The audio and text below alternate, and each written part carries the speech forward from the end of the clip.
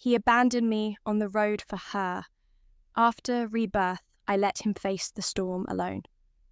Darkness swallows me as the headlights fade into the distance, rain slashing against my face like tiny needles of betrayal. Please, Ryan, don't do this, I whisper, my words drowned by thunder. 5 years together, and he leaves me stranded on this desolate highway because Vanessa battered her eyelashes. My fingers tremble as I reach for my phone. Dead, just like our relationship. Lightning illuminates the road ahead, stretching endlessly into nothingness. I sink to my knees, mud soaking through my designer jeans, the ones Ryan always complimented. The irony burns.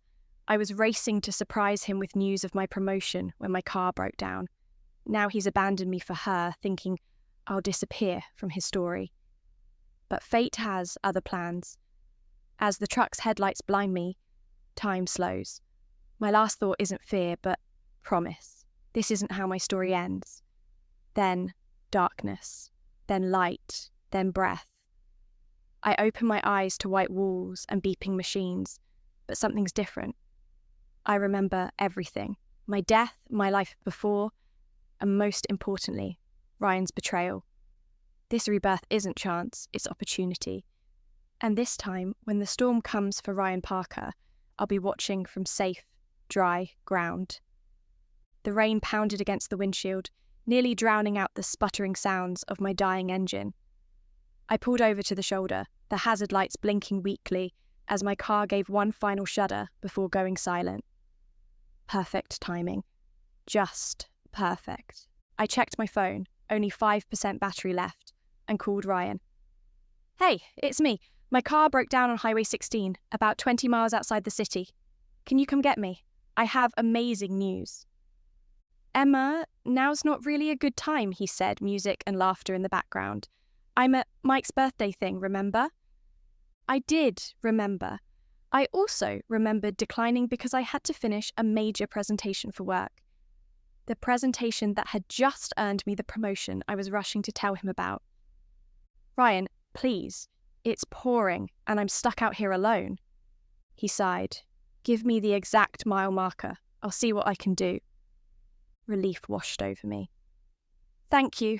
Mile marker 67. I love you. Yeah, you too, he muttered before hanging up. I waited in my car, watching raindrops race down the windows while rehearsing how I'd tell him about the promotion. Senior marketing director at 28, the youngest in company history. Ryan had been supportive of my career, even when it meant late nights and missed dinners. Or at least, I thought he had been. 2 hours passed, my phone died, the temperature dropped. Still no Ryan. Another hour crawled by. Finally, headlights appeared, slowing as they approached. I stepped out, rain immediately soaking through my thin blouse. But instead of Ryan's familiar sedan, a truck pulled over. The window rolled down, revealing a middle-aged man with kind eyes. You need help, miss? No, thank you. My boyfriend's on his way, I said, the confidence in my voice wavering. He nodded. If you're sure, be careful out here. As the truck pulled away, I felt the first twinge of doubt. Where was Ryan? Eventually, more headlights appeared. This time, it was him. Relief quickly turned to confusion when I saw Vanessa, his co-worker, in the passenger seat. Her perfectly styled blonde hair and red lips stood in stark contrast to my drenched, bedraggled appearance. Ryan, thank God, I said, rushing toward the car. I've been waiting for hours. He didn't meet my eyes. Sorry, the party ran late. I glanced at Vanessa, who gave me a smile that didn't reach her eyes. Hi, Emma. Ryan was just giving me a ride home when he remembered about you. Remembered about me? Like I was an errand he'd forgotten to run? Get in, Ryan said, gesturing to the back seat. We'll drop Vanessa off first since it's on the way. The injustice of it hit me like a slap. Ryan, I've been stranded in the rain for over 3 hours and you want me to sit in the back while you drop her off first. Don't be dramatic, Emma. It's just practical. Practical? My voice rose. What's practical about making me wait for hours while you party? What's practical about bringing her along instead of coming straight to help me? Ryan's jaw tightened. I said, "Get in the car, Emma." "No," I said firmly. "I want to know what's going on. Why is she even with you?" Vanessa shifted uncomfortably. Ryan's knuckles whitened on the steering wheel. "Emma," he said slowly, "don't make a scene." "A scene? I'm soaking wet, freezing, and my boyfriend of 5 years makes me wait for hours, then shows up with another woman. What exactly am I supposed to do?" Ryan turned to Vanessa. "Give us a minute." She nodded, stepping out and standing under the small overhang of a nearby emergency call box, somehow staying perfectly dry while I continued to get drenched. "Look," Ryan said once we were alone, "I don't think this is working anymore." I stared at him, uncomprehending. "What isn't working?" "Us. You're always at work, always focused on your next achievement. When was the last time you asked about my day, my dreams?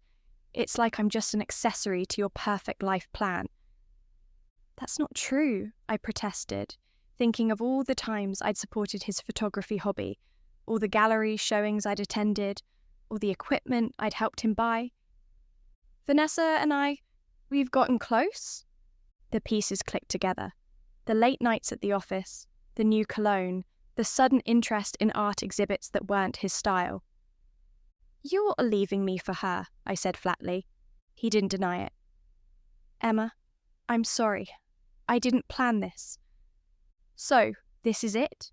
5 years together and you're breaking up with me on the side of the road in a thunderstorm? You can get in the car. We'll drop you at a hotel."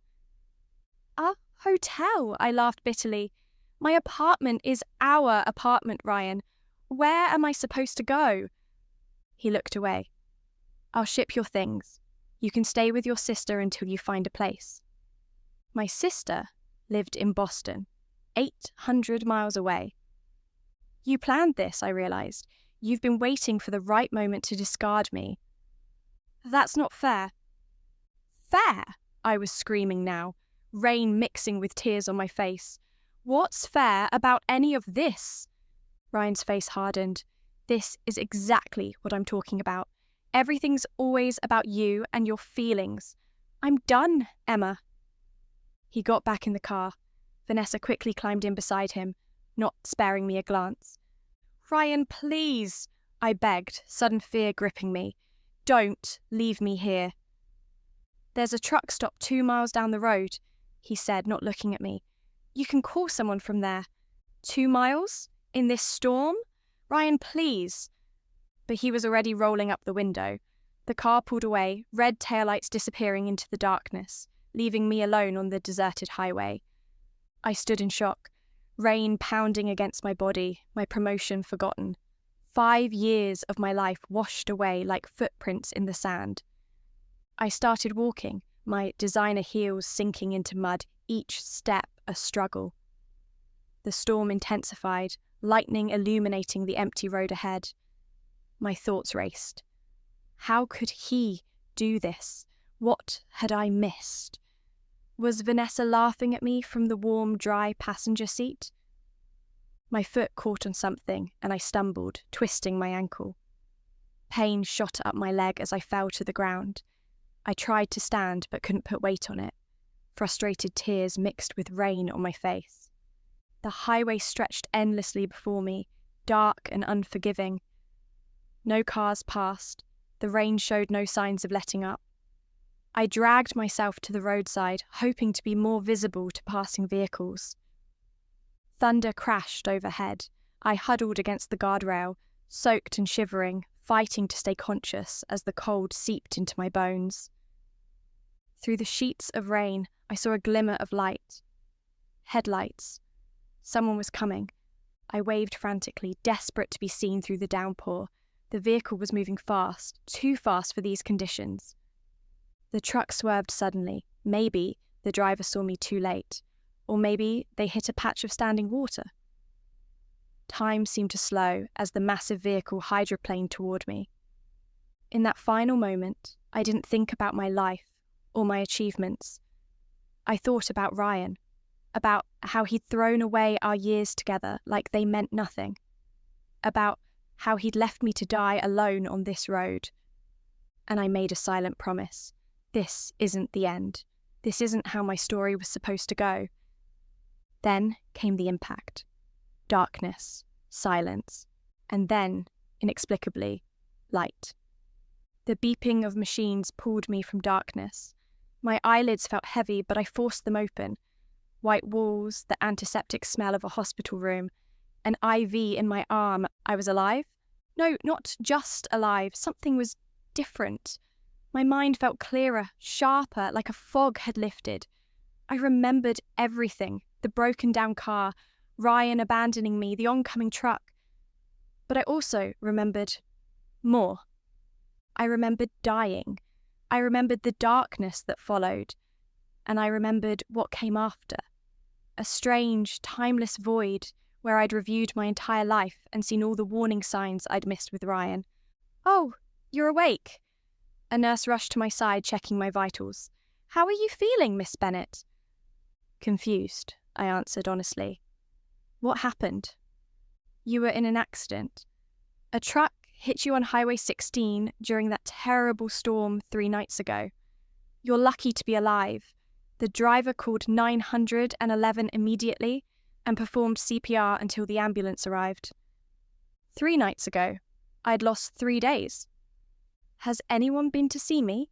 I asked, already knowing the answer. The nurse checked her chart. "Your emergency contact was notified, Ryan Parker, but he hasn't come in." She hesitated. "Would you like me to try calling him again?" "No," I said firmly. "In fact, please remove him as my emergency contact. Call my sister Claire instead." The nurse looked surprised but nodded. "The doctor will be in shortly to discuss your condition. You have some bruising and a mild concussion, but miraculously, no broken bones." After she left, I lay back against the pillows, processing everything. I should have been devastated by Ryan's absence, but instead I felt strangely calm. Empowered even. I had been given a second chance, and I knew exactly what to do with it. Claire arrived the next day, her face tight with worry. "Emma, my God, why didn't you call me when your car broke down?" "My phone died," I explained, "and I thought Ryan was coming." Her expression darkened. "That bastard, I called him when the hospital contacted me. Do you know what he said? That you two had broken up and it wasn't his problem anymore?" In my previous life, because that's how I thought of it now, I would have defended him, made excuses. This time, I simply nodded. "He's right about one thing. We are broken up." I smiled at her confusion. "Claire, I need a favour. Can I stay with you for a while?" "Of course," she said without hesitation. "As long as you need." "And one more thing," I added. "Could you go to Ryan's apartment and get my things? I don't want to see him." 2 weeks later, I was settled in Claire's spare bedroom in Boston, my possessions neatly arranged around me. Among them was a small box of memorabilia I'd collected during my relationship with Ryan. Concert tickets, birthday cards, the keys to our first apartment together. I should have thrown it all away, but something told me to keep it. Evidence, perhaps, of who he really was beneath the charming facade. Claire watched with concern as I methodically sorted through the remnants of my old life. "Are you really okay? You seem different." I smiled. "I am different. Near-death experiences have that effect on people." "It's more than that," she insisted. "You're so calm about all this. The old Emma would have been a wreck." "The old Emma died on that highway," I said quietly. "I'm still figuring out who the new one is." That night, I created a new email address and set up accounts on all major social media platforms. Not under my name, but under a pseudonym, Ellie Masters. Then I found Ryan online. His profile picture had already changed to one with Vanessa, both of them smiling at some rooftop bar. The caption read, "Sometimes the wrong turns lead you to the right place." I felt nothing but cold determination as I scrolled through their photos. They looked happy, their relationship already public. How long had they been together behind my back? Months, probably. I opened a new document and began typing, meticulously noting dates, events, and patterns from our relationship. Times Ryan had been working late, that coincided with Vanessa's social media posts from the same locations. Money missing from our joint account that I'd attributed to his photography expenses. The picture that emerged was clear. Ryan had been planning his exit for nearly a year. Next, I researched Vanessa more thoroughly. LinkedIn revealed she'd moved from company to company every 24 months, always landing in positions slightly above her qualifications. Her Instagram told a different story than her professional profile: lavish vacations, designer clothes, expensive restaurants. How did she afford that lifestyle on her salary? I dug deeper. A pattern emerged. At each company, she'd gotten close to a male superior shortly before her promotions or moves. Ryan wasn't her first mentor, he probably wouldn't be her last. Claire found me at 3 a.m, still hunched over my laptop. "Emma, what are you doing?" "Research," I said, not looking up. "This isn't healthy," she said gently. "You need to move on, not obsess over them." I finally turned to face her. "I'm not obsessing. I'm preparing." "For what?" "For the next chapter," I said enigmatically. Over the next month, I reinvented myself. I dyed my chestnut hair platinum blonde, not because Ryan had a type, but because I wanted no physical reminder of who I used to be. I used my savings to buy a new wardrobe, sleeker and more sophisticated than my former conservative style. I joined a gym and hired a personal trainer, channeling my anger into physical strength. Claire watched my transformation with a mixture of admiration and concern. "I'm glad you're taking care of yourself, but I'm worried about your motivation." "Don't be," I assured her. "This isn't about Ryan. It's about me becoming who I was always meant to be." It wasn't entirely a lie. This rebirth had shown me how much time I'd wasted trying to please others, particularly Ryan. I dimmed my ambition, downplayed my successes, made myself smaller to fit into the space he'd allocated for me in his life. Never again. When a headhunter called about a marketing director position at Axion Industries, one of the top firms in Boston, I was ready. The role offered more responsibility and nearly double my previous salary. I aced the interviews and received an offer within a week. 2 months after the accident, I was fully immersed in my new life. New city, new job, new appearance, new mindset. I kept tabs on Ryan and Vanessa through my fake accounts, but invested less emotional energy in it. They were living their lives, and I was living mine. Until the email arrived. "Dear Miss Bennett, I hope this email finds you well. I'm the VP of Operations at Sterling Communications in Chicago. We've been impressed with Axion's recent campaigns and are interested in discussing a potential collaboration on an upcoming national product launch. I'll be in Boston next week and would appreciate the opportunity to meet with you. Would Wednesday at 2 p.m. work for your schedule? Best regards, Michael Johnson." I stared at the name for a long moment. Mike Johnson. The same Mike whose birthday party Ryan had been attending the night he abandoned me. The party that had been more important than my safety. This couldn't be a coincidence. I checked Sterling's website.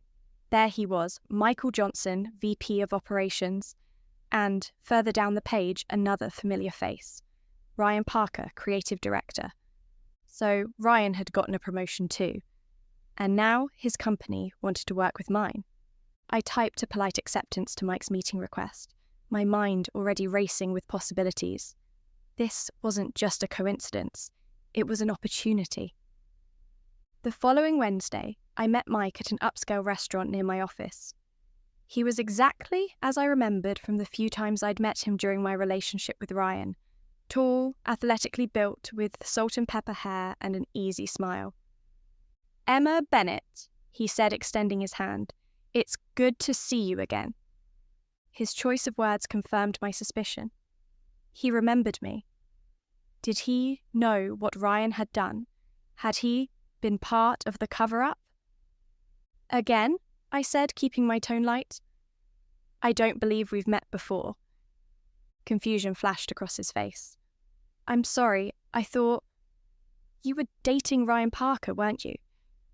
I tilted my head, eyes wide with practiced innocence. Ryan Parker? The name sounds vaguely familiar. Does he work at Sterling? Mike's discomfort was palpable. Yes, he's our creative director. I could have sworn...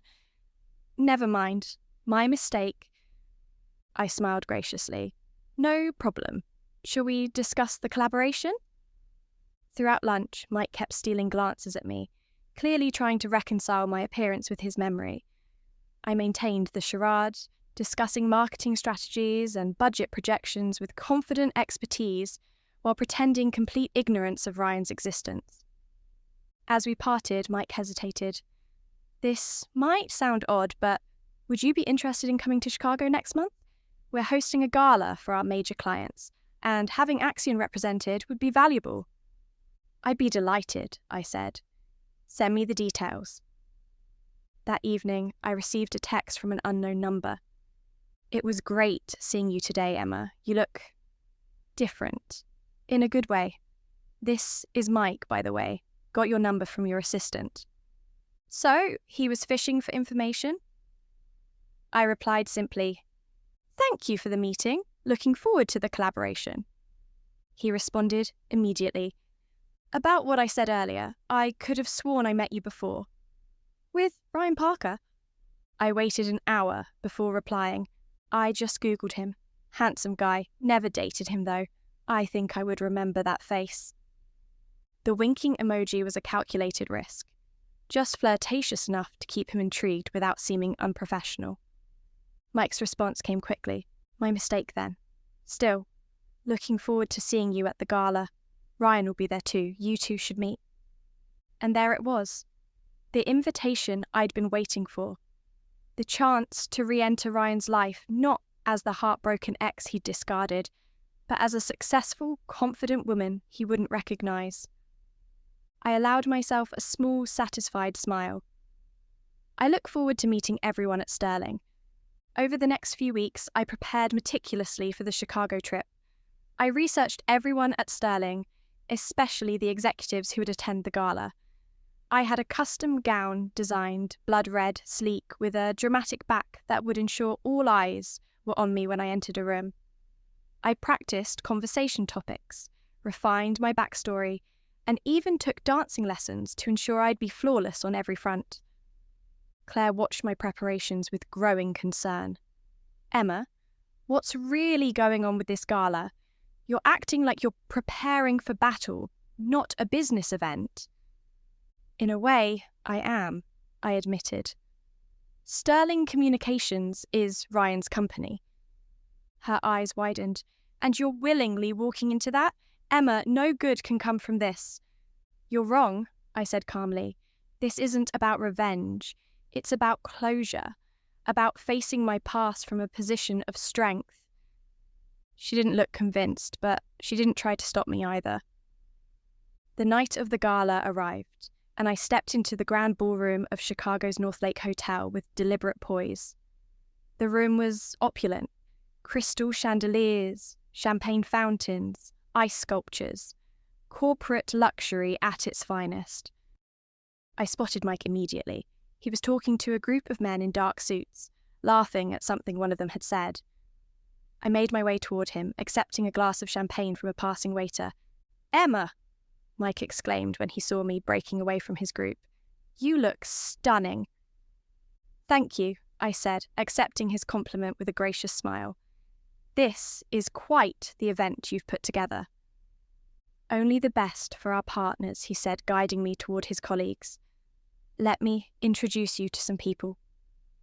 For the next hour, I circulated through the room, charming executives and clients alike with my knowledge of the industry and subtle wit. I could feel eyes on me, appreciative male gazes, curious female ones. But there was only one person I was waiting to encounter. And then, there he was. Ryan stood across the room, looking exactly as I remembered, yet somehow diminished.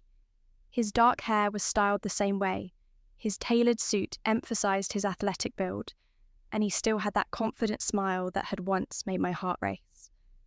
But now, seeing him through my new eyes, I noticed the calculating glint behind his charm, the way his attention shifted when someone more important entered his orbit. Next to him stood Vanessa, sleek in a black designer dress, her hand possessively on his arm. She looked slightly older than in her social media photos, with a hardness around her eyes that no filter could hide. I turned away before they could spot me, whispering to Mike, "Is there a ladies' room nearby? I need to freshen up." "Of course," he said, pointing toward a hallway. "Down there on the left." I thanked him and slipped away, timing my return to coincide with the moment Mike would inevitably introduce Ryan to the new partner from Axion. When I re-entered the ballroom, I saw Mike leading Ryan and Vanessa toward the spot where he'd left me. I circled around, approaching from a different angle, letting them search for a moment before appearing at Mike's side. "Sorry for the delay," I said. "The line was longer than expected." Mike turned, relief evident on his face. "Emma, perfect timing. I'd like you to meet our creative director, Ryan Parker, and his girlfriend, Vanessa Caldwell, who heads our client relations team." I extended my hand, meeting Ryan's eyes directly. "Emma Bennett. Pleasure to meet you both." Ryan took my hand, his expression professionally pleasant. Then, as our eyes locked, I saw the first flicker of confusion. Recognition, buried beneath layers of denial. He held my hand a moment too long. "Have we met before?" he asked, his voice slightly strained. I smiled enigmatically. "I don't believe so. I have one of those faces, I suppose." Vanessa's eyes narrowed, her gaze darting between Ryan and me. "Ryan, darling, didn't you say you needed to speak with the Westridge clients? They just arrived." "In a moment," he said, not looking at her. "Miss Bennett, you work at Axion Industries?" "Senior Marketing Director," I confirmed. "I've been with them for about 6 months now." "Before that?" His question was too direct, too personal for a first meeting. "I had a similar position in Chicago, actually," I said, the lie flowing easily. "Though I doubt our paths crossed. I would have remembered." Mike, sensing the strange tension, attempted to lighten the mood. "Ryan was convinced he knew you when I mentioned your name. Thought you were an ex-girlfriend or something." I laughed, the sound bright and unconcerned. "Sorry to disappoint. I've never dated anyone at Sterling." Ryan's face had paled slightly. Vanessa tightened her grip on his arm. "Well, it's been lovely meeting you both," I said, "but I see my colleague over there. If you'll excuse me." I walked away, feeling Ryan's eyes following me. Perfect. The seed of doubt was planted. Throughout the evening, I caught Ryan staring at me multiple times. Each time, I'd meet his gaze briefly, then look away with mild disinterest. During dinner, I was seated at a different table, but I could still feel his attention from across the room. After dinner came dancing. Mike asked me for the first dance, and I accepted, allowing him to lead me around the floor with surprising grace. When the song ended, he was called away by a client, leaving me at the edge of the dance floor. I knew who would approach next. "May I have this dance?" Ryan's voice came from behind me exactly as I'd anticipated. I turned, affecting slight surprise. "Mr. Parker, of course." He led me to the centre of the floor, one hand at my waist, the other holding mine. Even through the fabric of my dress, I could feel the familiar warmth of his touch. Once, it would have thrilled me. Now, it meant nothing. "I know we've met before," he said quietly as we moved to the music. "Something about you is so familiar." I met his gaze calmly. "Perhaps I remind you of someone. A former client, maybe?" "No," he said firmly. "It's more than that." I raised an eyebrow. "Does your girlfriend know you're interrogating other women at company events?" His eyes flickered to where Vanessa stood watching us, her expression carefully neutral. This isn't... I'm not... He took a breath. I apologize if I'm being inappropriate. You just seem so familiar, and it's driving me crazy. Well, we can't have that, I said, my tone light but with an edge. What would help you, Mr. Parker? Would you like my life story, my previous addresses, the names of all my ex-boyfriends? He flushed. No, of course not. I'm sorry. As the song ended, I stepped back from his embrace. Don't worry about it. We all think we know people we don't sometimes. It's a basic psychological phenomenon, the brain trying to create connections, find patterns that... Right, he said, still looking troubled. Enjoy the rest of your evening, Mr. Parker, and congratulations on your promotion to creative director. From what I hear, it was quite recent. His eyes sharpened at that. How did you know that? I smiled. Research, Mr. Parker. I always research potential business partners thoroughly. I nodded toward Vanessa, who was now making her way toward us. Your girlfriend is coming. I should go. I walked away before Vanessa reached us, feeling a cold satisfaction at the confusion I'd left in my wake. This was just the beginning. The next morning, I had a breakfast meeting scheduled with Sterling's executive team to discuss the collaboration further. I arrived early, deliberately selecting a seat that would place Ryan directly across from me. When he entered the conference room, his eyes immediately found mine. The confusion from last night had hardened into suspicion. Good. Let him wonder. Throughout the meeting, I was professional and focused, presenting Action's vision for the collaboration with confident expertise. Ryan spoke little, his attention fixed on me, searching for clues in my gestures, my voice, my mannerisms. When the meeting ended, most of the executives filed out, leaving me, Ryan, and 2 others. As I gathered my materials, Ryan approached. Miss Bennett, do you have a moment? Of course, I said pleasantly. He waited until the others had left before speaking again. I know this is going to sound strange, but I need to ask. Did you ever live in Chicago before? About 6 months ago? I tilted my head. Mr. Parker, is this relevant to our business relationship? Please, he said, a note of desperation creeping into his voice. Just answer the question. I sighed as if indulging a tiresome child. No, Mr. Parker, I did not live in Chicago 6 months ago. I was in Boston, where I've been for the past year. Before that, New York. Why does this matter so much to you?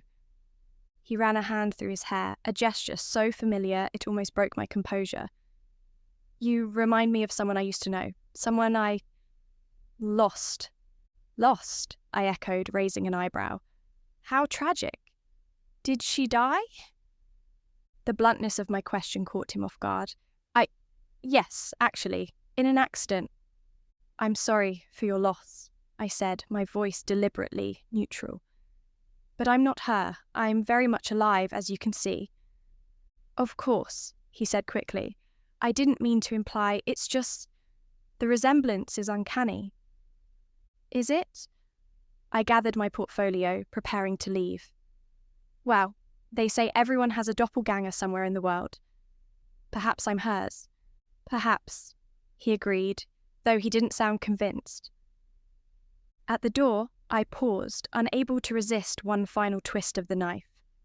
Oh, and Mr. Parker, you might want to be more careful about discussing your dead ex-girlfriend with business associates. It could be misinterpreted. His face paled. How did you know she was my ex? I smiled sweetly. You just told me, didn't you? Good day, Mr. Parker.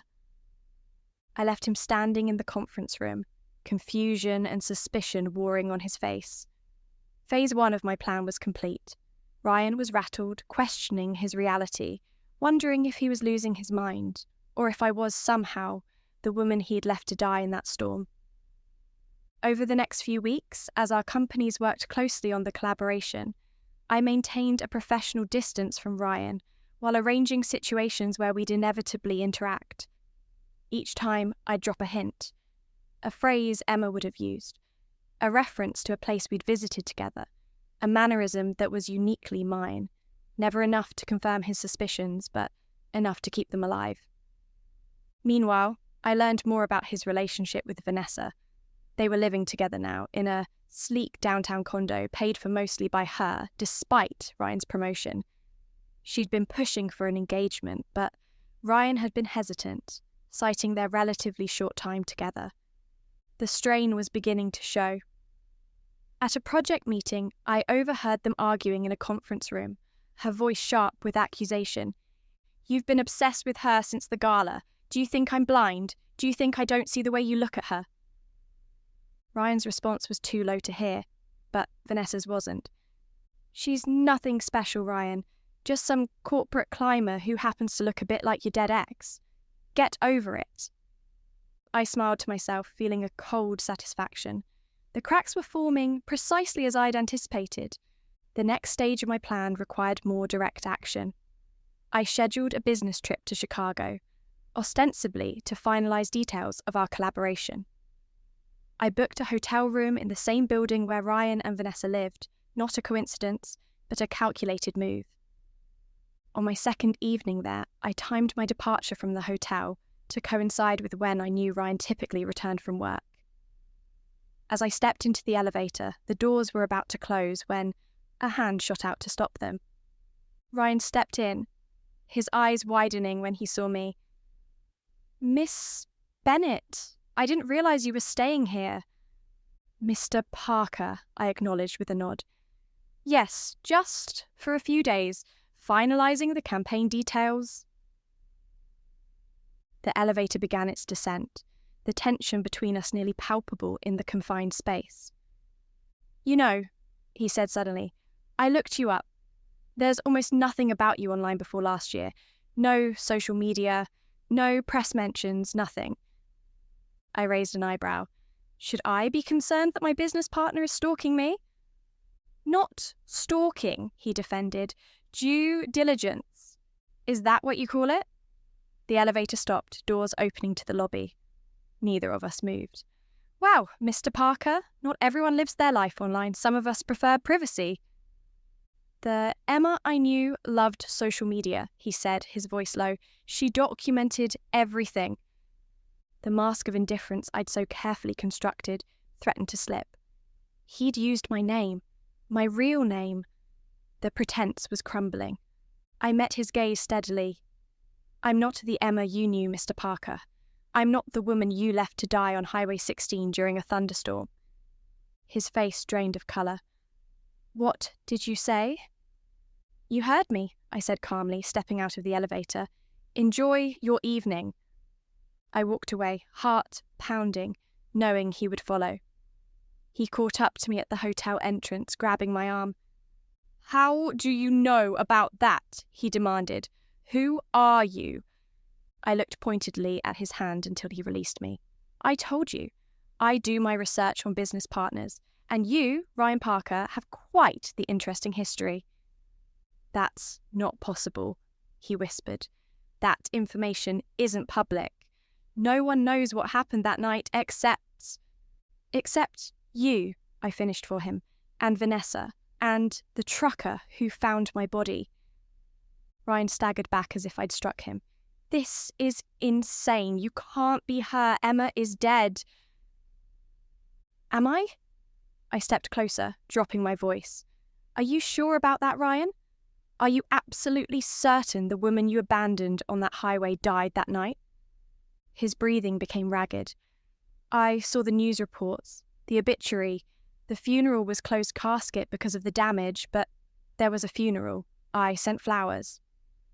"How thoughtful," I said coldly. "Flowers for the woman you left to die."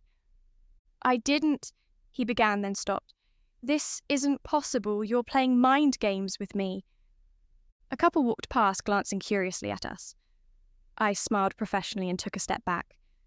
"Think what you want, Mr. Parker. But know this.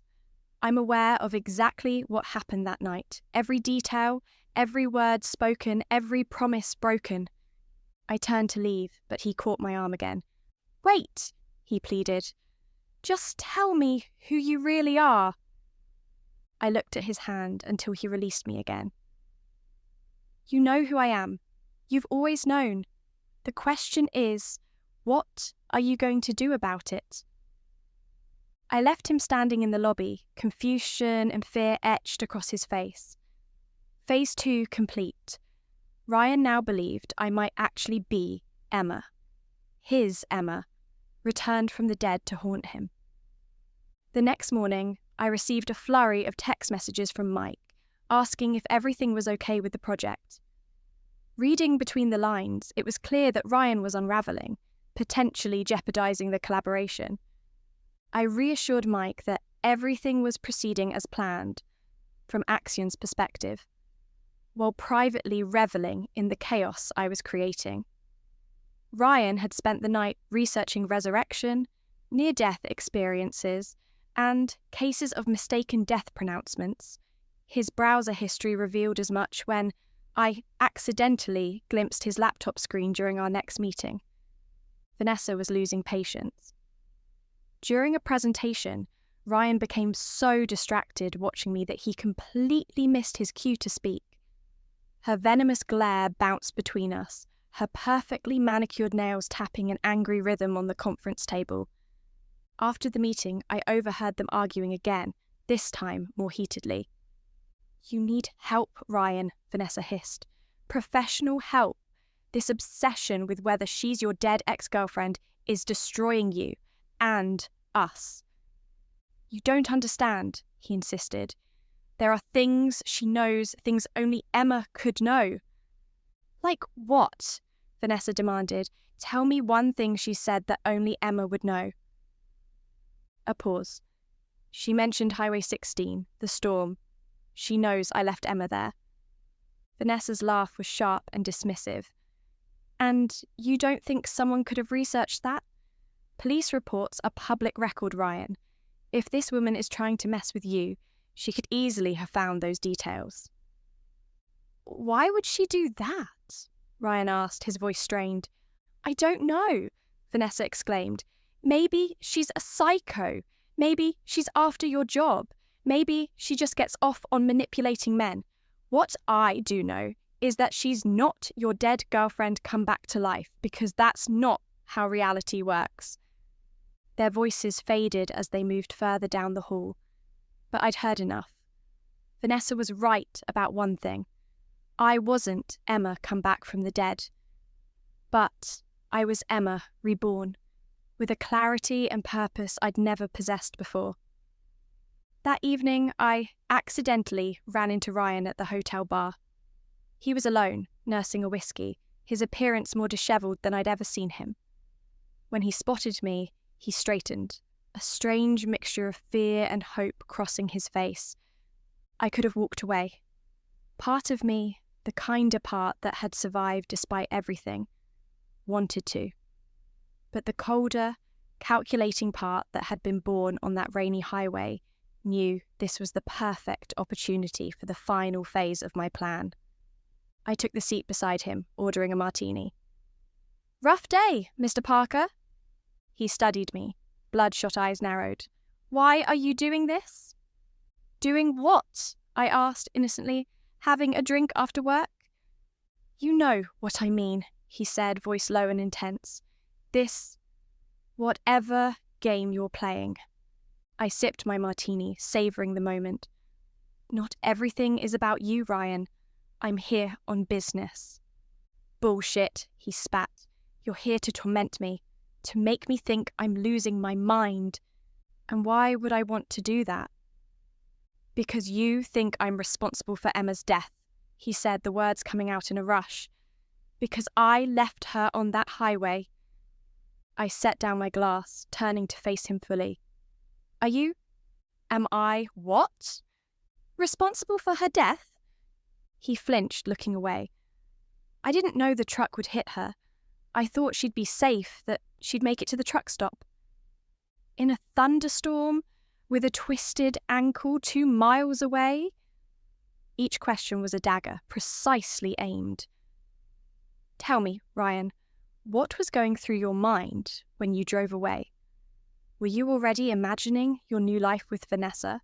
Was Emma just an inconvenient loose end to tie up? His hand shook as he reached for his drink. It wasn't like that. Then what was it like? I pressed. Explain it to me. Help me understand how a man could leave a woman he claimed to love stranded in a deadly storm. I didn't love her anymore, he admitted, the words slurring slightly. I hadn't for months. I was going to break it off after the holidays, do it right, but then her car broke down and she was so demanding, as always, and Vanessa was there and I snapped. You snapped, I repeated flatly. That's your excuse? Poor Ryan, pushed to his breaking point by his inconsiderate girlfriend needing a ride during a storm. You don't understand, he insisted. Emma was always like that, always putting her needs first, her career first. I was just, furniture in her life, a convenient accessory. The irony was almost too much. Here he was rewriting our entire relationship to cast himself as the victim. In my previous life, I might have believed him, might have apologized for being so selfish, but not anymore. And Vanessa was different, I asked. More attentive, more devoted, less focused on her own ambitions. He hesitated, and in that hesitation, I saw the truth dawn on him. Vanessa was exactly like the Emma he'd described, career-driven, self-focused, ambitious. The only difference was that she'd chosen him as part of her climb up the corporate ladder, while I had genuinely loved him despite my drive to succeed. It doesn't matter now, he said finally. Emma's gone, and I have to live with what I did for the rest of my life. I leaned closer, my voice dropping to a whisper. But what if she isn't gone, Ryan? What if she came back? His eyes widened. Who are you? Really? I stood, leaving money for my barely touched drink. I think, deep down, you already know. The question is, what are you going to do with that knowledge? The next morning, Ryan didn't show up for our scheduled meeting. Mike apologetically explained that he had called in sick, first time in years apparently. Vanessa was coldly professional, filling in for Ryan without missing a beat, though the tension around her eyes told a different story. As I left Sterling's offices that afternoon, my phone buzzed with a text from an unknown number. I need to see you, alone, please. 8 p.m. Lincoln Park by the South Pond. I smiled to myself. Perfect. The park was nearly deserted when I arrived, a light drizzle keeping most visitors away. Ryan stood by the water, shoulders hunched against the rain, looking much as he had on that stormy night 6 months ago. Thank you for coming, he said as I approached, his voice hoarse. Why did you ask me here, Ryan? He took a deep breath. Because I need to know the truth. I need to know if you're really her. And if I am? I asked. What then? Then I need to apologize, he said, his voice breaking, for what I did that night, for leaving you there, for everything. I studied him in the dim light, searching for sincerity in his face. Was he truly remorseful, or just terrified of the ghost he thought I was? You're sorry, because you think I'm Emma's vengeful spirit, I said flatly, not because what you did was wrong. No, that's not true, he protested. I've regretted it every day since it happened. I've barely slept. I can't focus. I see her, you, everywhere. And yet, you're still with Vanessa, I pointed out, still enjoying your promotion, your new apartment, your comfortable life built on the foundation of her death. He flinched. What do you want from me? To say I'm a monster? Fine, I'm a monster. To say I don't deserve happiness, I know that.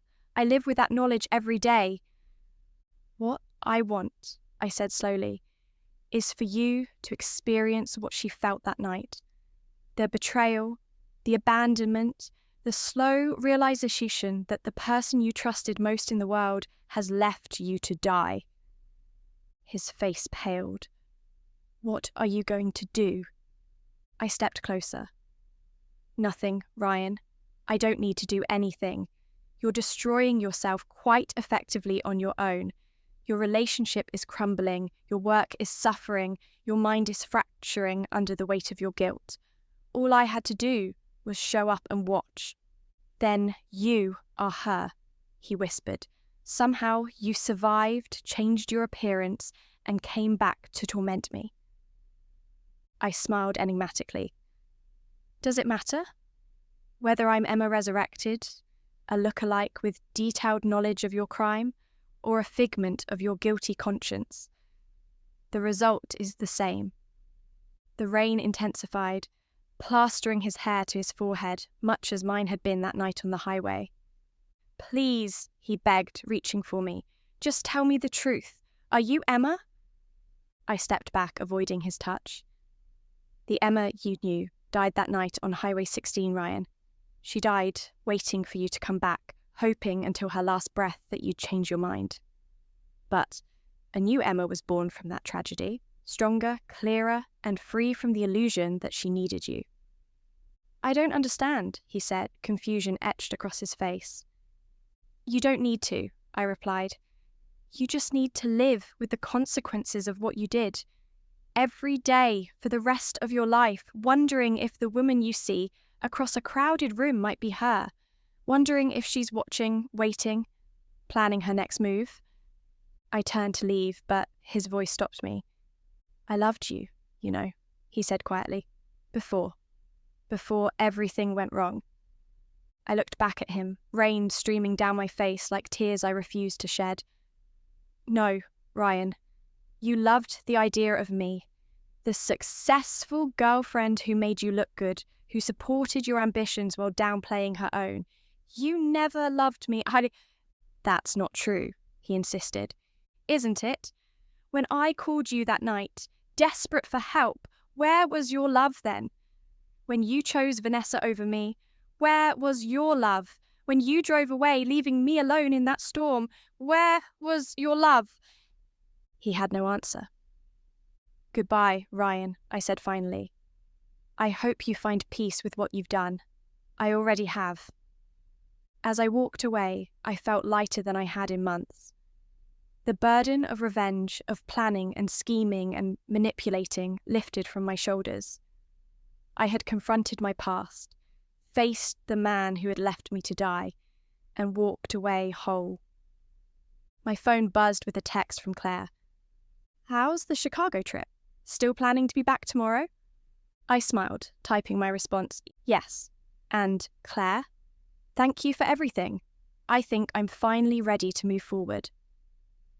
3 months later, I sat in my Boston apartment, reviewing quarterly reports when my phone rang. An unknown Chicago number. Emma Bennett, I answered professionally. Emma, it's Mike Johnson from Sterling. I hope I'm not catching you at a bad time. Not at all, Mike. What can I do for you? He cleared his throat awkwardly. I thought you should know, Ryan resigned last week. He and Vanessa broke up a while back and he's been struggling. He left a letter for you. I paused, surprised. For me? Why? I don't know, Mike admitted, but he was insistent that I make sure you got it. Can I email it to you? Yes, that's fine, I said, curiosity getting the better of me. After we hung up, I checked my inbox. There it was, a scanned handwritten letter from Ryan. Emma, if that's really your name now. I don't know if you'll read this or if Mike will even send it, but I need to write it anyway. After our meeting in the park, I couldn't sleep, couldn't eat, couldn't function. The question of who you really are consumed me. So I did something I should have done months ago. I went back to the accident site on Highway 16. I don't know what I expected to find. Closure, evidence, a ghost. But what I found was worse. A memorial. A small cross with flowers, maintained by the truck driver who hit you. He was there when I arrived, replacing wilted roses with fresh ones. He recognized me from the funeral. We talked for hours. He told me everything, how he found you, how he tried to save you, how your last words were my name. He showed me the police report, the medical examiner's findings, the death certificate. There's no question that Emma Bennett died that night. So whoever you are, whatever game you're playing, you've won. You've destroyed me more thoroughly than I destroyed her. Vanessa left when I became obsessed with proving you were Emma somehow returned. I've lost my job, my reputation, possibly my mind. But strangely, I'm grateful. I deserved this punishment, and worse for what I did. The guilt I've carried since that night has been unbearable, but at least now it's out in the open. I can't hide from it anymore. I'm leaving Chicago, going somewhere to try to make amends for the life I've lived, the pain I've caused. I don't expect forgiveness from you, from her memory, from myself. But maybe I can do some good in the world to balance the harm I've done. Goodbye, Ryan. I set down the letter, conflicted emotions swirling through me. Had he really gone to the accident site? Had he spoken to the truck driver who saved me? Or was this just another of his manipulations, an attempt to extract sympathy or information? It didn't matter. Ryan Parker was out of my life for good, a chapter closed, a debt settled. I deleted the email and turned back to my work. Outside, rain began to fall, gentle and cleansing. I watched the droplets trace patterns on my window, no longer afraid of storms, no longer afraid of anything. In dying on that highway, I had been reborn, not as a vengeful ghost or an avenging angel, but as a woman who knew her worth, who refused to be discarded, who had faced her worst fear and emerged stronger. Ryan had abandoned me on that road, left me to face the storm alone. In return, I had given him the gift of truth, the mirror that showed him exactly who he was and what he had done. As for me, I had a life to live, a new life unburdened by the past, full of possibilities I had yet to discover. I opened my balcony door and stepped out into the rain, letting it wash over me, baptizing me anew. The woman who died on Highway 16 was gone forever. But I was still here, still breathing, still becoming who I was meant to be.